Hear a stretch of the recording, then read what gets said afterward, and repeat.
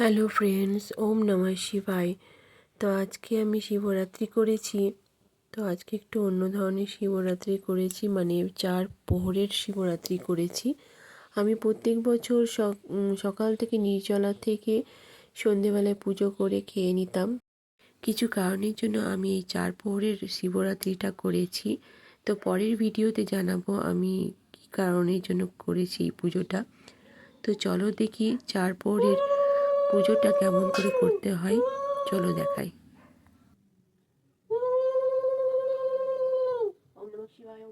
শুধু সন্ধ্যের পুজোটা তোমাদেরকে দেখালাম, বাকিটা ভিডিও করিনি, কেন অনেক বড় ভিডিও হয়ে যাচ্ছে।